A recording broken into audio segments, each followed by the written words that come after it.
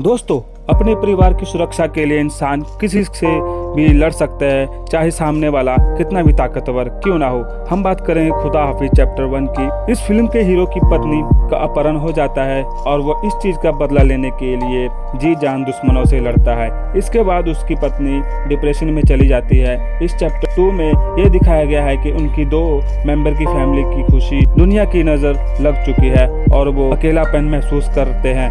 समीर नरगिस के साथ शांतिपूर्वक जमीन व्यतीत करते हैं, पर वो नौमान की घटना से हर पल उदास रहती है। एक दिन समीर का सबसे अच्छा दोस्त दीपक उसे अपने भाई की बेटी नंदिनी को गोद लेने के लिए कहता है, क्योंकि उसके भाई और भाभी की एक दुर्घटना पे मौत हो गई थी और वो अपने काम के कारण उसकी देखभाल नहीं कर पाता।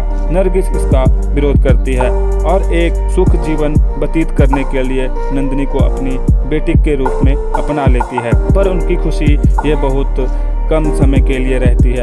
एक दिन नंदिनी की स्कूल की दोस्त सीमा को उसके क्लासमेट बच्चू ठाकुर का प्यार स्वीकार करने के लिए मजबूर किया जाता है। सीमा स्वीकार न करने पर बच्चू क्रोधित होकर नंदिनी के साथ सीमा का अपहरण कर लिया जाता है। फिर समीर और नरगिस के साथ सीमा के परिवार गुमशुदा की रिपोर्ट दर्ज करवाते हैं, लेकिन पुलिस द्वारा कोई एक्शन नहीं लिया जाता, क्योंकि वह बच्चू शीला ठाकुर नाम की एक शक्तिशाली मकान का पोता है और उनको दूर रहने की सलाह दी जाती है।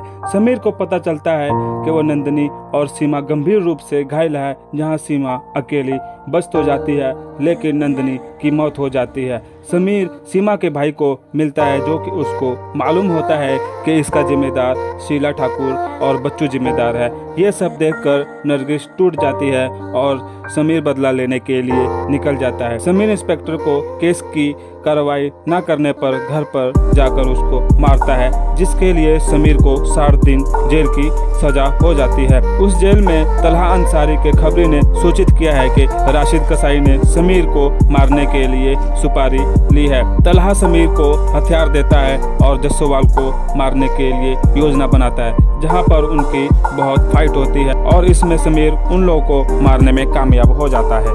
समीर को खबर मिल जाती है कि शीला ठाकुर ने अपने पोते को कहां छुपा के रखा है। इधर नरगिस को शीला ठाकुर इस मामले से दूर रहने को कहती है। समीर बाहर आते ही गिरोह बनाता है और उधर सीमा को होश आते ही वो अपना बयान देती है, जिसमें से समीर उन 4 में से 2 लड़कों को पकड़कर एक अविनाश को मार कर पेड़ पे लटका देता है और दूसरे को गवाह बनाकर रख लेता है। समीर और खालू एसएसपी अविनाश ठाकुर की मदद से उन बच्चों के ठिकाने का पता लगाती है, जो कि एक मिस्र नाम के शहर में कमलेश के साथ बच्चू भी छुपा है। समीर और सीमा का भाई मिलकर मिस्र जाते हैं। वहां पर हथियारों के डीलर हसनैन की मदद से बच्चू ठाकुर का पता लगा लेते हैं और पिरामिड के एक राजस्थान में बच्चू की कार का दुर्घटना के बाद समीर उसे बेरहमी से मार देता है और सीमा का भाई कमलेश ठाकुर को गोली मार देता है। शीला ठाकुर अपने बच्चू के मरने का शोक मनाती है, लेकिन वो अपने ही मालकिन के हाथों मारी जाती है। फिर उसके बाद समीर खुद को हॉस्पिटल में पाता है और नरगिस का गर्भवती होने का पता चलता है। समीर बहुत खुश होता है